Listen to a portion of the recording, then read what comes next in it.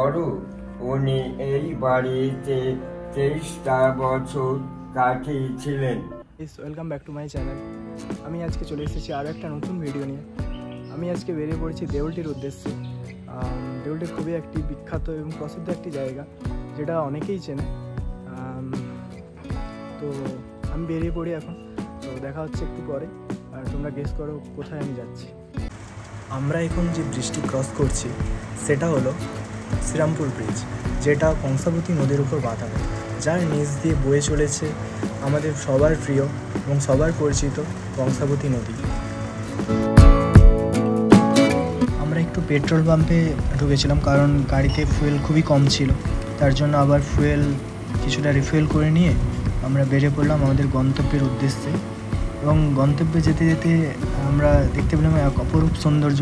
মেঘগুলো দেখো জাস্ট তোমরা, খুবই অসাধারণ লাগছে, তাই না? তারপর এইখানে সিনারিটাও দেখো, খুবই সুন্দর ছিল ব্রিজটা।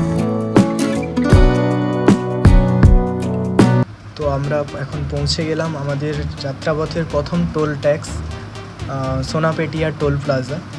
তো এখন আমরা সোনাপেটিয়া টোল প্লাজা ক্রস করছি।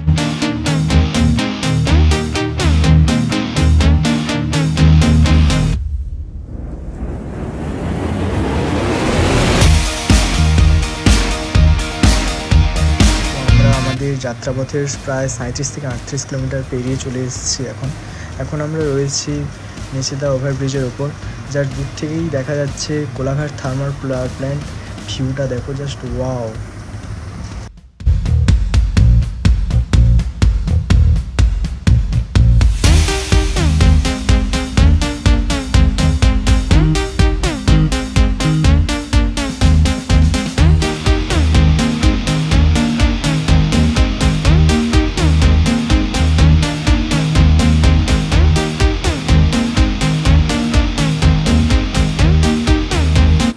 সাথে গল্প করতে করতে চলে এলাম কোলাঘাট ব্রিজের কাছে।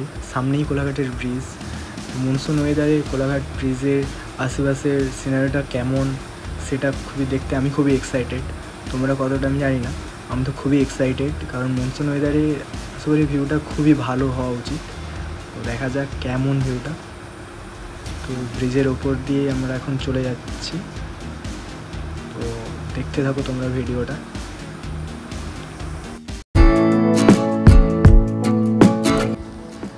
মনসুন ওয়েদার, তাই জন্য নদীতে একদম জল পুরো ভর্তি নদী। কতটা চওড়া দেখাচ্ছে দেখো।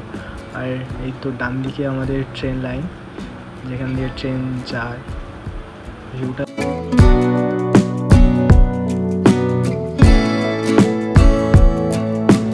জার্নি করবো আর ফটো তুলবো না, এমনটা তো হতেই পারে না। তো আমরা ওখানে একটুক্ষণ দাঁড়িয়ে গেছিলাম ফটো তোলার জন্য। কিছু ফটোশ্যুট করলাম, যেগুলো আমাদের সারা জীবন স্মৃতি হয়ে থেকে যাবে। তো আমরা এখন চলে এসেছি গরিবের লাদাখে। রাস্তার কন্ডিশানটা খুবই খারাপ ছিল, কোনো এমন একটা জায়গা ছিল না যেখান দিয়ে আমরা খুব সহজে গাড়িটা স্মুথলি এগিয়ে নিয়ে যেতে পারি। তো আমরা এই রাস্তাতে একটু অফবিটেরও একটু অ্যাডভেঞ্চার পেয়ে গেলাম।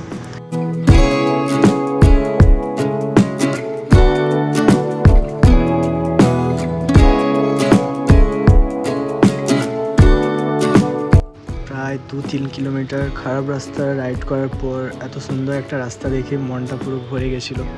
আর রাস্তার দুই পাশে সবুজে ঘেরা। আমরা আমাদের গন্তব্যে প্রায় পৌঁছে গেছি। এখন আমরা লেফট টার্ন নিয়ে নেব।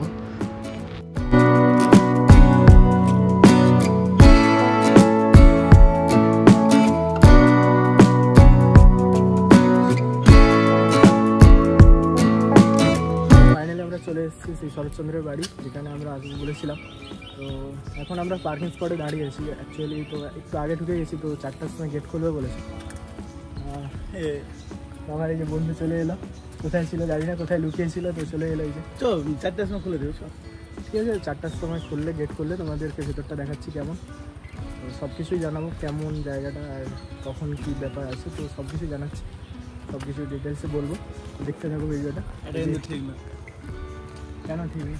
আরেক লোক আসছে দেখা নেবেন, তো পরে দেখাবো, পরে ফেস রিভিল হবে তার। তো ঠিক আছে।